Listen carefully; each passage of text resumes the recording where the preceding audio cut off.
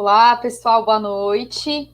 Eu sou a Maíra Machado, estou aqui hoje muito orgulhosa de estar participando aqui desse lançamento de um livro editado pela Boitempo e também pelas edições Iskra, um livro que é parte da coleção Mundo do Trabalho, que é coordenada pelo professor Ricardo Antunes, e o livro que a gente vai lançar aqui hoje se chama No Entanto Ela Se Move, a crise de 2008 e a nova dinâmica do capitalismo, e a gente está aqui com o autor do livro, que é o Yuri Tonello, que é doutor em Sociologia na Unicamp, com pós-doutorado pela USP e que é atualmente pesquisador pós-doc da PPGS da Universidade Federal de Pernambuco.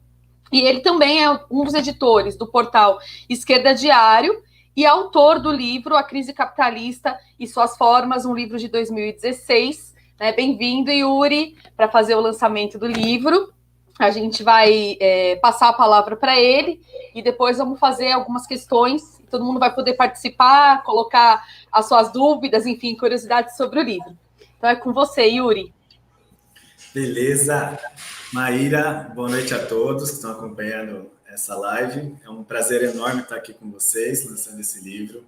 Eu queria começar agradecendo primeiramente a Maíra por ter aceitado esse convite de estar aqui comigo.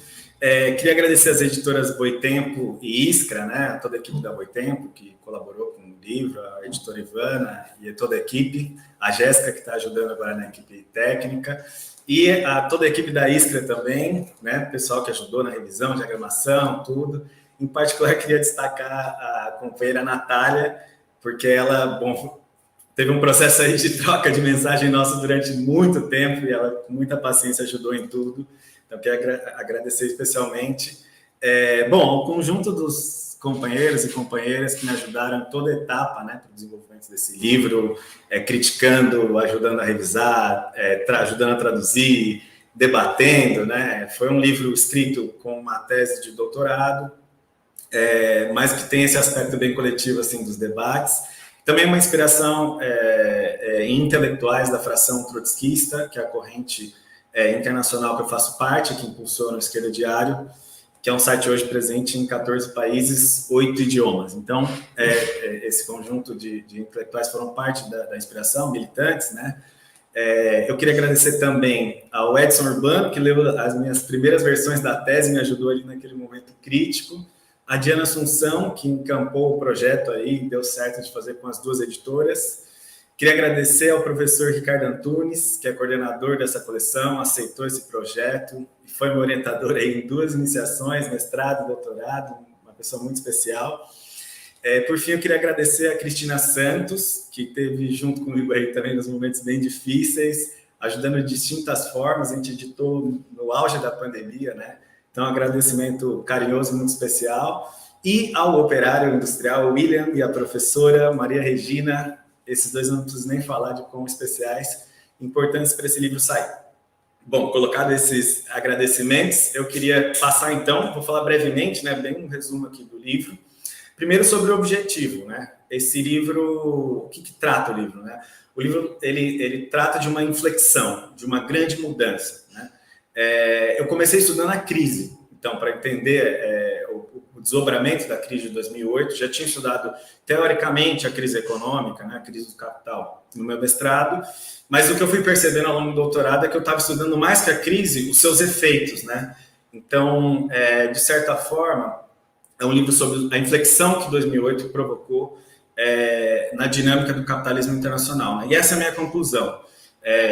Que esse ano foi uma virada histórica para essa dinâmica, e de certa forma nós somos contemporâneos aí dessa importante crise econômica, inclusive nesses efeitos que estão ocorrendo agora com a pandemia, né? Então, do ponto de vista da estrutura do livro, ele está dividido em 5 capítulos, vou falar brevemente só para vocês conhecerem um pouco mais. O primeiro capítulo fala da dinâmica da crise, né? Então, é uma leitura que vai de 2008 a 2018, né? Eu tentei abordar essa década e entender os distintos desdobramentos, né? Em primeiro lugar, no primeiro capítulo, da dinâmica econômica e geopolítica. Então, eu estudei a recessão que a crise provocou, a crise nas potências, a crise nos emergentes, e uma reflexão sobre os impactos que tiveram do ponto de vista geopolítico e político, que levaram ao longo da crise a gente ter um governo como o de Donald Trump nos Estados Unidos, extrema-direita, com elementos de guerra comercial, tensão tecnológica, um conflito ali entre os Estados Unidos e a China, sem menosprezar também as outras potências, né, Alemanha, Japão, mas assim, uma dinâmica distinta, né, do ponto de vista da economia e da geopolítica no capitalismo internacional. Aí, no segundo capítulo, eu tentei abordar um pouco os fundamentos da crise, né, pegando uma consideração do Marx, de que as formas mais envolvidas, né, como a crise se desdobrou, ajuda também a gente a reler os fundamentos, né, o período histórico anterior. Então, passei ali pela crise dos 70, neoliberalismo, crise asiática em 97, crise das .com, até a crise de 2008. No terceiro capítulo, eu abordei um pouco o mundo do trabalho. Então, foi uma reflexão para primeiro acabar com qualquer dúvida de que a gente está num mundo em que a classe trabalhadora nunca foi tão forte, absoluta e relativamente, né? Eu coloquei um dado lá de 220 milhões de trabalhadores industriais na China, para ver a força, mas se pegar um dado da OIT, a gente poderia falar, hoje, a Organização Internacional do Trabalho fala em 3,3 bilhões de trabalhadores, é uma força enorme, né? E a partir de discutir isso, tem que entender também o que está surgindo de novo, né? O que é o novo proletariado de serviços, o que se gerou com esse fenômeno de ataques provenientes da crise, em particular o fenômeno da uberização do trabalho e as resistências que foram surgindo nesse curso, né? Então, é um capítulo sobre o trabalho.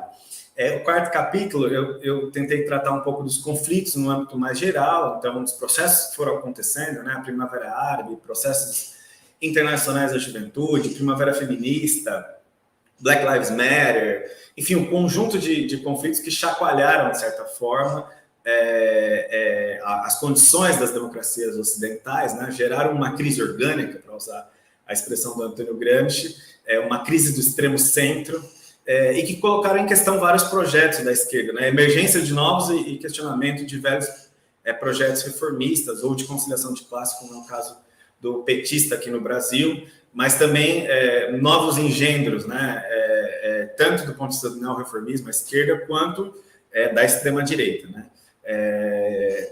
E, por fim, então, isso é o quarto capítulo, e, por fim, no quinto, eu tentei abordar um pouco as transformações ideológicas que ocorreram, né, então, bom, uma sociedade que vinha de neoliberalismo, mercantilização, consumismo, indústria cultural, e que era uma tentativa de mais descrever, tentar abordar, na verdade, quais ideias a gente tem que resgatar, né? As perspectivas de transformação, de emancipação das trabalhadoras e dos trabalhadores, mas também o ponto de vista estratégico, programático, teórico, para a gente se orientar nesse sentido.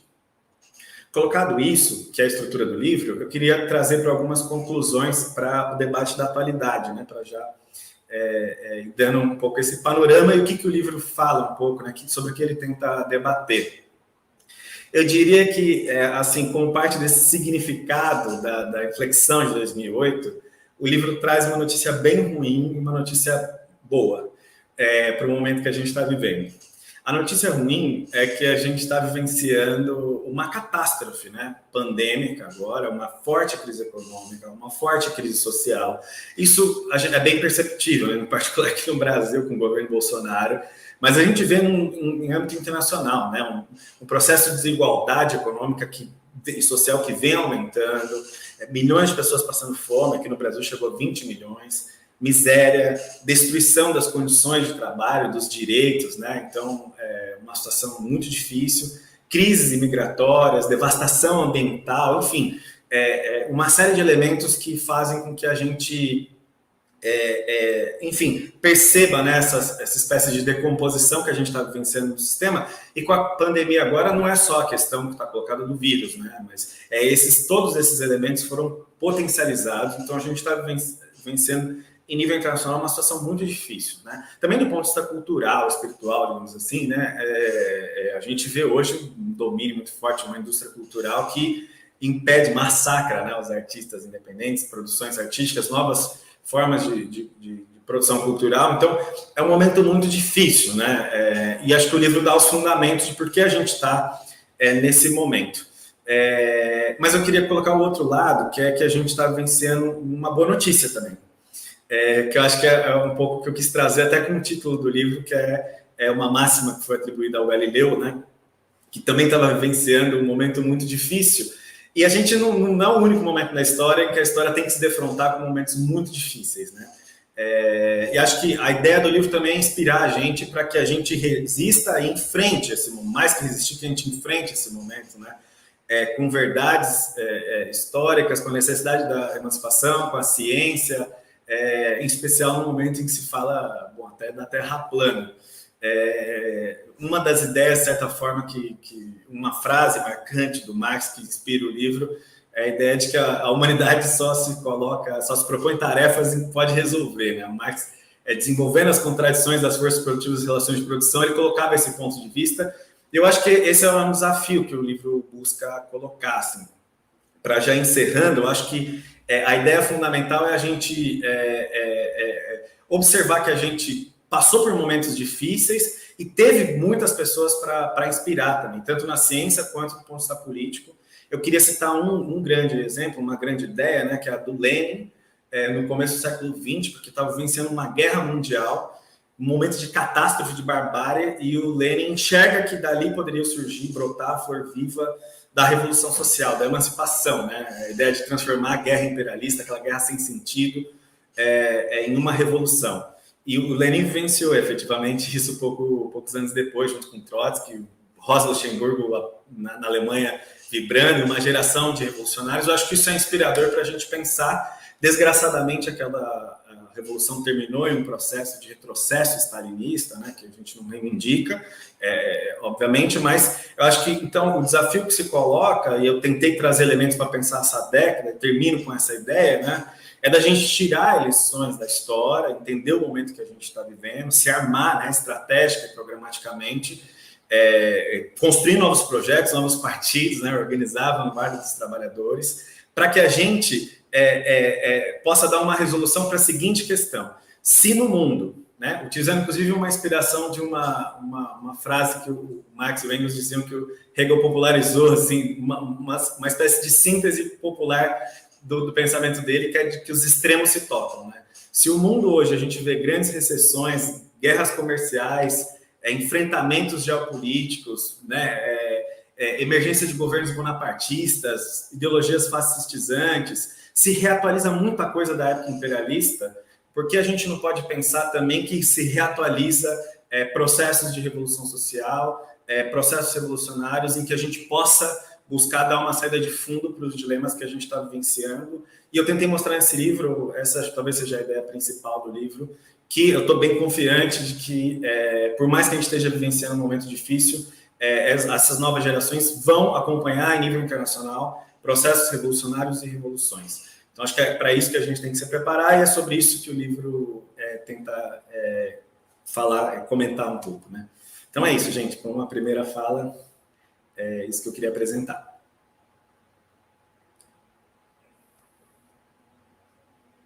Sim, o nome do livro é extremamente instigante, né?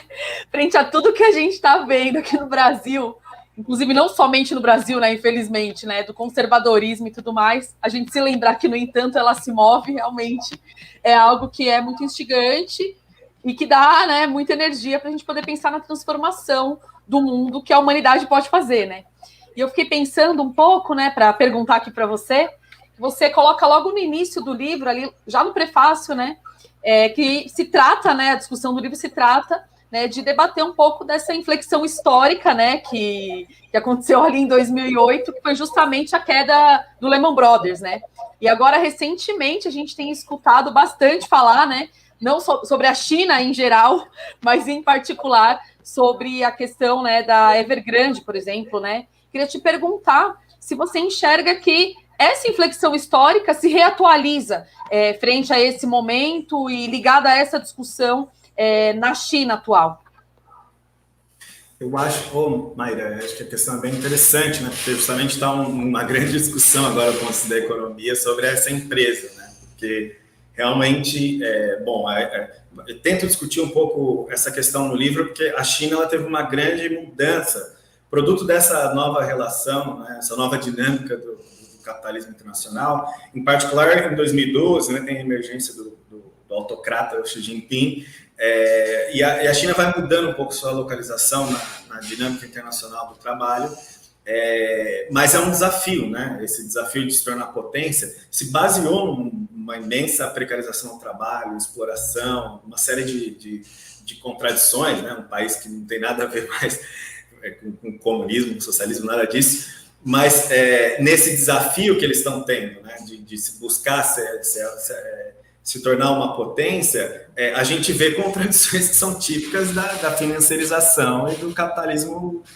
monopolista financeiro contemporâneo, né? E esse caso da Evergrande, acho que ele fala bastante disso, porque é uma mega empresa, né, do setor imobiliário, uma incorporadora imobiliária, né? E vocês imaginam que assim, uma empresa que em dívidas ela tem 300 bilhões de dólares. Né? O valor de mercado do Lehman Brothers, que foi aquele grande símbolo da catástrofe nos Estados Unidos, era 600 bilhões.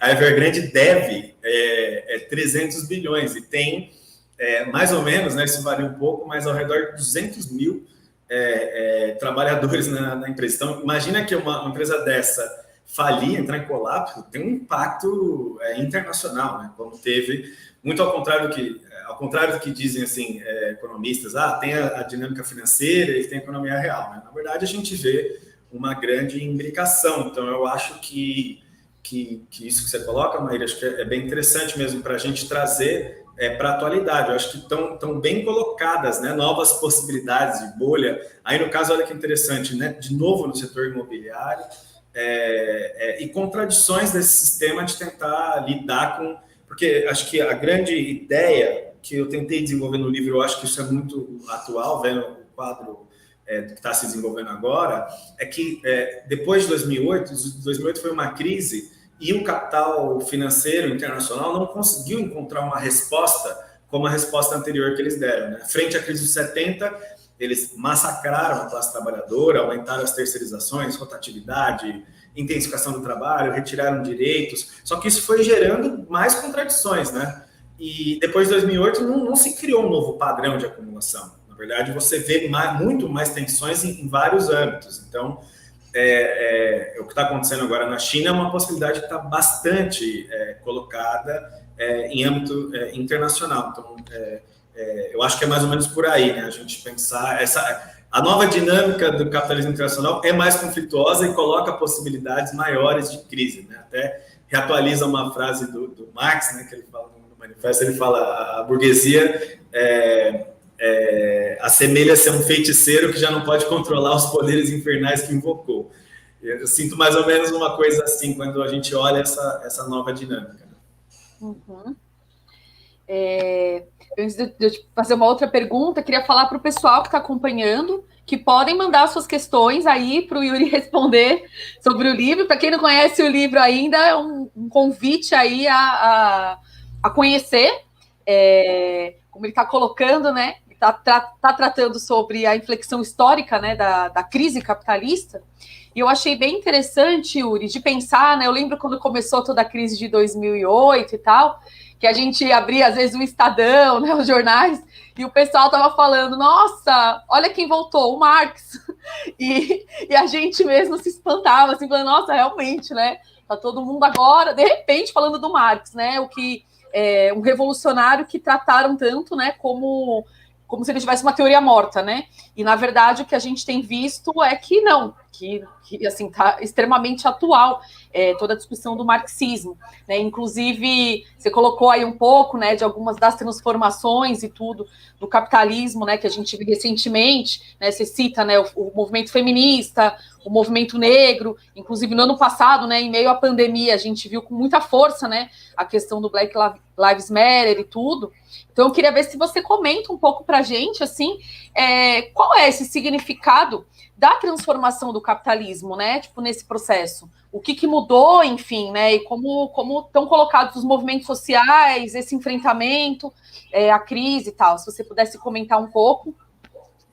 Sim. Não, eu acho que nessa nova dinâmica, talvez o que mais mudou é que a gente saiu de um mundo que era um mundo neoliberal, um mundo de...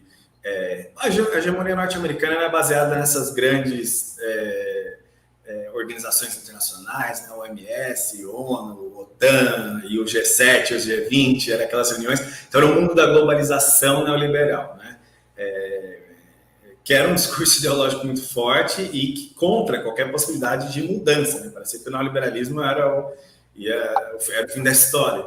E a gente, talvez dos maiores sintomas foi que a gente foi para um mundo distinto, né? Um mundo mais conflituoso, em que se questionou muito dessa hegemonia, né?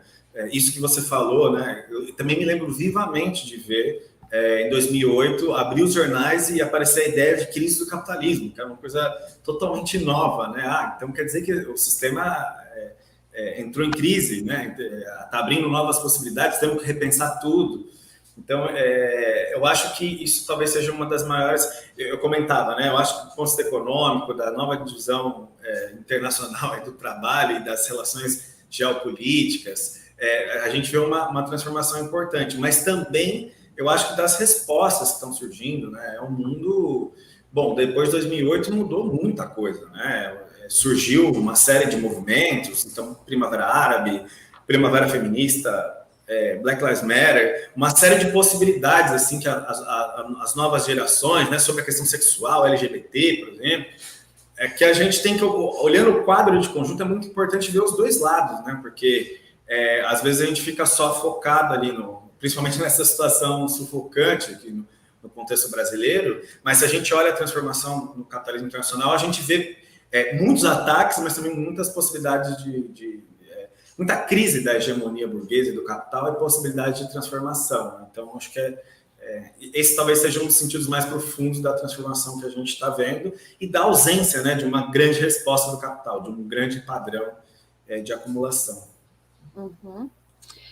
Certo. E aí, mais uma outra questão, Yuri, que eu queria colocar para você, é um pouco sobre a questão do trabalho mesmo, né? Porque, assim, você falou de toda a crise, né, do neoliberalismo e tal, e a gente hoje no Brasil, a gente vê uma série de ataques às condições de vida, né, que são bem profundas, assim, né? Por exemplo, a precarização do trabalho, a terceirização enorme, né, que a gente está vivendo, né? E, inclusive, eles seguem prometendo aí mais ataques, então a gente fica pensando até onde eles querem chegar, né? Obviamente que também tem respostas, né? É interessante até a gente pensar em diversas greves que estão acontecendo no país hoje, né? Depois de um tempo que a gente não via dessa maneira e tal. Então, eu queria que você colocasse um pouco, assim, sobre essa transformação no mundo do trabalho, assim, recente, inclusive no nosso país, né? Que tem uma classe trabalhadora gigantesca. Como é que você enxerga essa questão e como você aborda isso no livro? Legal, Maíra. Então, isso eu tratei bastante no terceiro capítulo, mas, de certa forma, é um dos corações ali da tese, onde eu mais trabalhei, onde eu trabalho ultimamente nas minhas pesquisas, né, que é nessa área da sociologia do trabalho. Porque a gente, em primeiro lugar, eu comentava na abertura, né, a classe trabalhadora internacional ela mantém uma força, uma mentalidade enorme. Então, eu não tenho dúvida em dizer que nunca na história a classe trabalhadora foi tão forte, absoluta e relativamente na sociedade. Eu fiz uma comparação no livro, né, que na Revolução Russa, uma das principais revoluções dos trabalhadores, você encontrava ali cerca de 3,5 milhões de operários. Na China, hoje, você tem 220 milhões de operários industriais. Se você contar o conjunto da classe trabalhadora, é centenas de milhões. E na Índia também, em vários lugares do mundo, milhões de trabalhadores. Então, essa é uma primeira consideração. Muito importante ter esse ângulo, né? Porque tem uma grande... um discurso ideológico, né? De que a gente está na era da comunicatividade, da informação, da inteligência artificial, da robótica, né? Um certo fetichismo. Né? Uma companheira argentina, economista, Paula Bala, fala fetichismo da robótica, né? Mas não, a classe trabalhadora é enorme. Mas isso não pode deixar a gente de ver que está surgindo uma transformação na morfologia dessa classe, né? Os novos setores da classe trabalhadora, novas categorias, enfim. E que dos aspectos principais que eu tentei analisar é a resposta principal que o capital deu a esse processo foi, bom, utilizar um pouco mais das doses neoliberais de outra forma, né?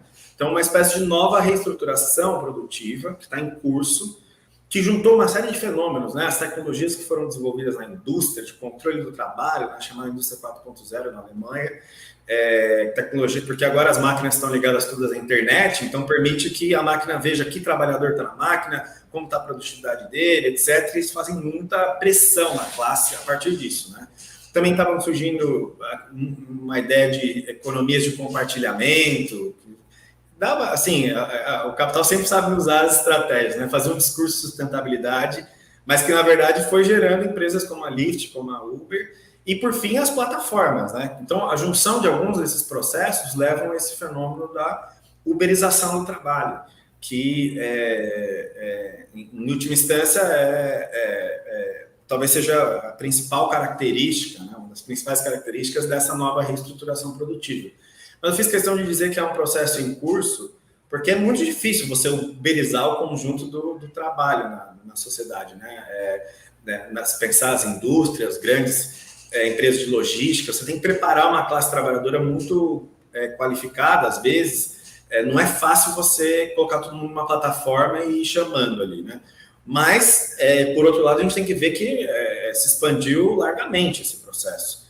Então, aqui no Brasil, por exemplo, hoje a gente já tem ao redor de 3, 4 milhões de trabalhadores que vivem de aplicativo, né? Que estão ligados às plataformas. Um dos estudos chega a falar que tem 17 milhões de pessoas que têm algum tipo de renda ligado a aplicativos. Então, assim, é uma tendência fortíssima, né? Internacional. Uma nova reestruturação produtiva, produto da crise econômica. Então, isso é uma questão que eu discuti no livro. Mas o interessante de notar que ela está em aberto é porque o que vai definir esse processo, como sempre definiu, né, o Marx diria, na história da humanidade, em particular na história do capitalismo, é a luta de classes, né? Ou seja, os trabalhadores vão resistir, estão resistindo a esse processo, né? Estão fazendo greves. Eu acho que uma das mais impressionantes greves que a gente teve no auge da pandemia em 2020, né, um momento complicadíssimo, foi dos entregadores de aplicativo, né? Era emocionante ver, eu lembro de São Paulo, na Ponte Estaiada lá, mas teve em várias capitais do país, os trabalhadores tomando a ponte, uma ponte emblemática ali em São Paulo, e levantando cartazes de que nossas vidas valem mais que o lucro deles.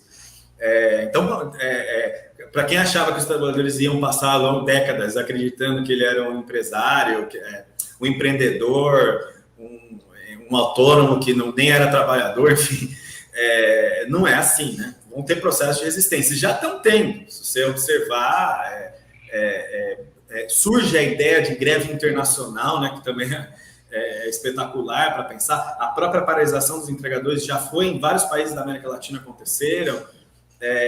Então, isso que vai definir, e também o livro tenta ser uma contribuição não de análise, né, fria desses processos, mas também falando das resistências dos trabalhadores, como a que aconteceu na Grécia em particular, com mais de 30 greves gerais, para mostrar que esses ataques estão tendo resistência e que o que a gente tem que fazer, na verdade, é apoiar os movimentos, né, a organização dos trabalhadores, para que a gente não caia no mundo de uberização, né?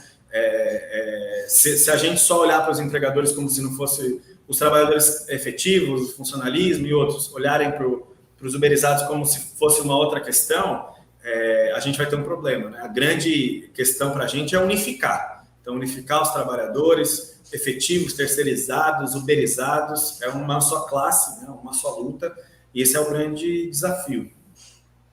Muito bom. Yuri, chegaram 2 perguntas que eu vou fazer aqui, do pessoal que está assistindo, tá? Eu vou ler para você.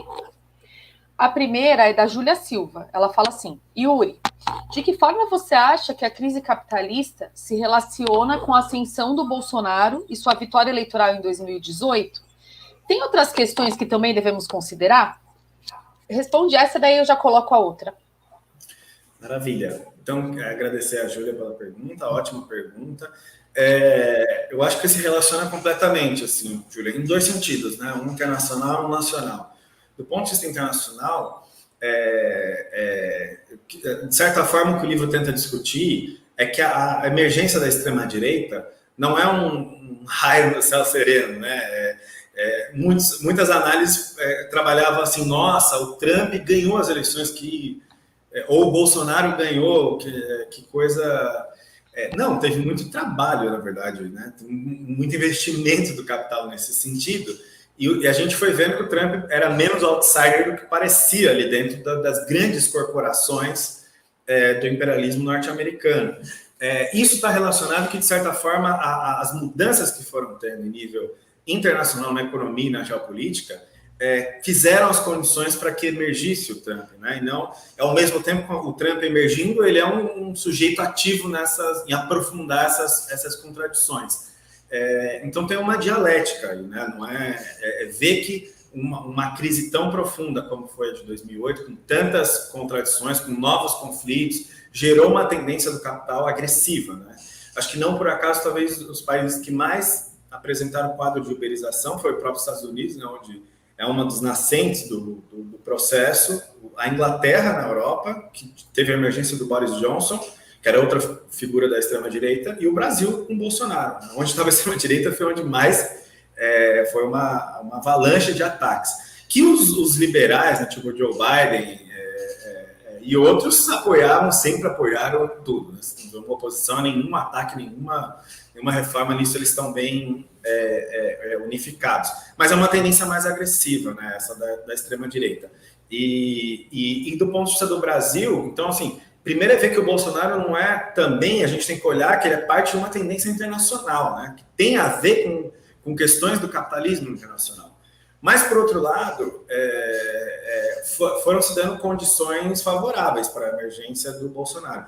A primeira foi a catástrofe que significou, e a gente tem que ter um balanço profundo, né, histórico, temos que olhar para a história do Brasil, desde a transição, né, como pactuada com os militares, as contradições da Nova República, etc., mas, sobretudo, a contradição da conciliação de classes, né? Porque, o PT estava achando que estava melhorando gradualmente as condições da população e que pouco em pouco a gente ia melhorando, quando a gente viu, no processo de recessão, as forças do capital atacaram ferrenhamente, né? Fizeram um golpe institucional, Lava Jato e depois o Bolsonaro. E essas grandes corporações no Brasil e as forças do capital estrangeiro apoiaram com tudo essa linha, né? Deram sustentabilidade. Então, ver que uma desilusão muito grande com a esquerda, né? Com esse, de certa forma, a tragédia que significou a conciliação de classes, abriu espaço para a direita. Inclusive, muitas dessas personalidades da direita estavam dentro do governo, né? A gente questionava lá o Marco Feliciano, bancada evangélica, enfim, o RIFA, direitos históricos, né, como direito ao aborto das mulheres, que era um direito que não se falava, a expansão da terceirização no trabalho, enfim, isso tem consequência, porque daí o que veio, né, com as forças internacionais, foram essas tendências de reestruturação. Então, com o Temer, né, a partir do golpe, a gente viu reforma trabalhista. O Temer entrou e já aplicou a reforma, trabalho intermitente e possibilidades para a uberização do trabalho. Depois, teto dos gastos, reforma na Previdência, enfim, o Bolsonaro deu continuidade a esse processo. Então, acho que a gente tem uma inter-relação muito importante entre as coisas. E é importante a gente ver isso, porque também fala sobre o futuro, né? Se a gente esperar reeditar uma experiência de conciliação de classes, a gente vai estar numa situação difícil. É o momento de a gente tirar, né, sem respostas fáceis, tirar conclusões desse processo e ver que se a gente não organizar uma força independente dos trabalhadores para fazer frente à extrema-direita e o conjunto dos ataques desse regime, nós não vamos conseguir, podemos até reeditar, inclusive, em situações muito piores, né? Porque a gente está numa situação de crise, tem uma extrema-direita organizada no Brasil, então a gente precisa também se organizar. Então, acho que é bem interessante essa questão que a Júlia coloca, porque, enfim, é da reflexão internacional para nacional e para as considerações, né? Para orientar a nossa atividade, a nossa praxis aí para o futuro. Certo. A outra pergunta é da Maria Lu. Ela fala, Yuri, como organizar um enfrentamento anticapitalista em países como a China? Ela pode futuramente estatizar empresas que estão em crise nesse momento? Maria Luísa, acho que, assim, agradeço também a pergunta, porque é um tema muito interessante, né? A gente estava falando da Evergrande, é impressionante, porque tem um grande debate sobre a China hoje, porque muito se olha muito do ponto de vista das ações do governo, né? Bom, uma autocracia, o Xi Jinping, ele pode fazer, tem alguma força ali para conseguir estatizar ou dar soluções parciais para alguns problemas. Mas a gente vê, na verdade, grupos capitalistas muito fortes hoje na China, né? Uma exploração desenfreada do trabalho. Enfim, uma situação num país que não tem nada a ver, né? Isso é muito importante com um país socialista, um país comunista, não é uma expressão desse ponto de vista, sobretudo porque a gente tem que imaginar o seguinte, do ponto de vista da revolução internacional, vocês imaginem que a capacidade, a força revolucionária que tem a classe trabalhadora chinesa, né, que a gente está falando aqui numa escala de 700 milhões de trabalhadores ou mais, 800, essa força teria um impacto, né? Liberaria uma energia para pensar a Revolução Internacional, que a nossa aposta está muito desse lado, né? Desgraçadamente, a gente vê aqui no Brasil, inclusive algumas figuras aí que são ligadas ao stalinismo, reivindicarem o governo da China, reivindicarem a China como se fosse, bom, um grande projeto. E é irônico, porque assim, você vai reivindicar uma autocracia como as medidas autocráticas do Xi Jinping, né? Aquela burocracia toda da China, em detrimento das inúmeras greves, das possibilidades de transformação revolucionária que aquele país poderia liberar no conjunto da história, no conjunto dos países, no conjunto da humanidade, né? Eu acho que o que a gente tem que olhar é para isso, para as possibilidades de transformação. E o proletariado chinês, eu ouso dizer, sem muita dúvida, vai cumprir um papel muito importante, se não decisivo, para a gente pensar uma revolução social internacional. Então, acho que eu queria só chamar a atenção que a pergunta é muito boa da Maria Luísa, porque ela traz essa questão, né? O que a gente tem que olhar quando a gente olha para a China? Eu estou muito distante dos que ficam comemorando, ou elogiando, ou apreciando as medidas do governo chinês. Eu quero estar muito mais próximo das greves, dos estudantes que estão se rebelando, dos trabalhadores que estão fazendo greve contra aquela exploração desenfreada. Eu acho que é isso que o proletariado chinês traz muita esperança, muitas possibilidades de transformação para o conjunto dos trabalhadores internacionalmente, né? Como irmãos de classe, eu acho que é uma classe trabalhadora que pode inspirar bastante a gente internacionalmente. Tá certo. Yuri, a gente está quase no finalzinho do tempo, então eu queria aproveitar para fazer uma última questão para você dizer rapidinho aí para a gente ir encerrando, para além da inflexão histórica que se coloca com a crise e tudo mais, queria que você comentasse rapidinho, tipo, como que você enxerga a atualidade no marxismo e, inclusive, né, a reatualização, digamos assim, das possibilidades de revolução. Queria que você comentasse rapidinho para a gente poder ir encerrando. Legal, Maíra. Eu vou falar dessa questão, até porque eu já, até na abertura, coloquei alguns elementos disso, mas vou pegar de um outro ângulo, que é para comentar desenvolver um pouco mais sobre o título do livro, porque muitas pessoas perguntavam, né, o que é esse, no entanto, ela se move. Eu queria contar rapidamente para vocês, para a gente já aqui no fezinho encerrando, que é uma homenagem aí a um grande pensador científico, né, que é o Galileu Galilei, que eu pensei do seguinte ponto de vista. Eu acho que 2008 abriu uma série de debates sobre a transformação, inclusive sobre o comunismo, né? Como será a emancipação dos trabalhadores. E eu me lembro que uma vez fui fazer uma palestra sobre a questão do comunismo, a atualidade do comunismo, e eu fui buscar um conjunto de intelectuais franceses que estavam fazendo, a partir de 2008, reflexões sobre isso, né? Sobre o que seria pensar comunismo hoje. E uma das reflexões que eu achei mais interessante foi do Alain Badiou, que ele soltou um livro, inclusive, que chamava A Hipótese Comunista, né?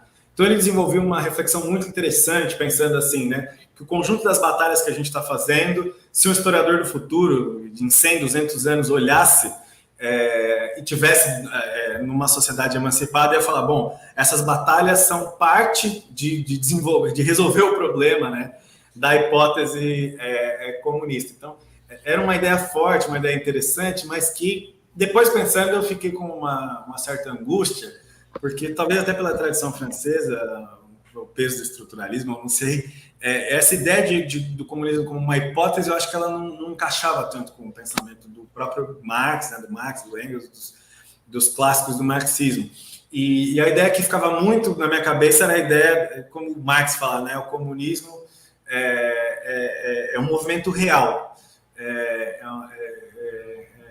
um movimento que anula e supera todas as coisas, né? O Marx usa essa expressão bonita em dado momento na ideologia alemã, e justamente a partir disso que eu fiquei tentando voltar, e me veio o Galileu, porque a passagem é bonita, né? É parte de uma tragédia que a gente pensa, tão uma situação difícil. Imagina o Galileu reivindicando a teoria copernicana de que a Terra gira em torno do Sol, né? Uma coisa elementar, embora alguns terraplanistas hoje questionem, mas uma grande mente da ciência que estava querendo partir daí para ir além, teve que se ver num julgamento com a Inquisição, que tinha queimado Giordano Bruno, outro grande nome da ciência, inclusive enfrentou a repressão até o final. E o Galileu ele faz um juramento, né, falso ali na hora que ele ia para a fogueira. Então ele fala: a Terra não gira em torno do Sol. Mas diz o mito, né? O Stephen Hawking fala assim, o grande físico aí da atualidade, morreu recentemente. Ele fala, é um mito, mas é uma espécie de... É uma coisa que fala muito do Galileu, que o Galileu teria... Então, o Galileu teria dito, a Terra não gira em torno do Sol, mas ele teria resmungado. No entanto, ela se move. E é uma passagem bonita, porque a vida depois do Galileu foi uma vida de sofrimento. Ele foi condenado à prisão domiciliar, depois levam ele para uma outra prisão mais afastada. Ele perde a filha, que era uma das grandes, né, alegrias que ele tinha.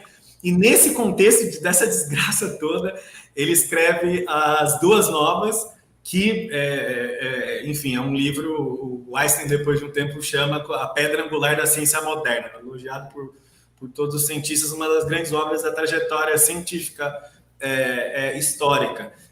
Então, acho que essa frase fala muito, né? Porque a gente está num momento de dificuldade, da terra plana, da desigualdade, da miséria, da devastação ambiental, mas justamente a burguesia pode criar muita ideologia, mas o que ela não pode fazer é modificar o movimento real, né? Então, a história continua, a luta de classe continua, os processos de transformação continuam, novas gerações querendo novas resoluções continuam, e eu acho que uma ideia forte que a gente tem que defender é a ideia da emancipação das trabalhadoras e trabalhadores, né? Acho que a transformação socialista da sociedade, uma sociedade que vá para além da exploração, da opressão, que possa se basear, né, numa planificação econômica, nas nossas necessidades, no intercâmbio harmônico com a natureza. Eu acho que essas são as grandes ideias que vale a pena a gente vincular a nossa vida, viver. Eu acho que, então, esses grandes gênios como o Galileu inspiram muito a gente, né? Que foram pessoas que enfrentaram situações tão difíceis quanto essa, ou mais, e não abandonaram a grande perspectiva de lutar pelo que acreditavam, né? Pelas verdades, pela ciência, pelo avanço da humanidade. Então, acho que é isso que eu tentei trazer um pouco no livro, né? Que por isso esse título, Retomando Galileu, e acho que espero que possa ser uma fonte de inspiração, não para a gente diminuir as dificuldades, não para a gente encontrar a solução mágica em algum lugar, na eleição, não sei aonde, mas para a gente buscar defender as ideias e lutar, né? Como os cientistas, políticos, revolucionários do passado brigaram, enfrentaram, lutaram, como aqui no Brasil os escravizados, os povos indígenas lutaram fizeram quilombo, se enfrentaram com tudo, para conseguir desenvolver, né, enfrentar os colonizadores, os que estavam regredindo. Eu acho que a gente também, no nosso momento histórico, tem que, com a classe trabalhadora como sujeito, se organizar e enfrentar essa situação. Então, é um livro para colocar essa ideia forte, né, tentar inspirar um pouco um momento tão difícil, que vale a pena a gente batalhar pelas ideias corretas, as ideias fortes da emancipação, porque essas ideias são plenas, elas nos enchem, nos inspiram, e as ideias que os capitalistas têm, que os empresários, os banqueiros, são ideias de opressão, de violência, de exploração, né? Então, não posso acreditar que a humanidade vai ficar vivendo nessas ideias, e por isso esse título, né? No entanto, ela se move. Maravilhoso, Yuri. Com certeza, extremamente inspirador. E, queria agradecer muito a apresentação aqui do livro, o lançamento. A gente vai encerrando agora. Queria agradecer também a Boitempo, as edições Iskra, né, dizer que tudo isso que o Yuri colocou, acho que também serve para a gente se inspirar para estar unificado com a classe trabalhadora, aí no próximo dia 2, né, nos apoiando na nossa própria força, de maneira independente. E também queria fazer um chamado para o pessoal entrar no debate do salão, às 8 horas, na TV Boitempo.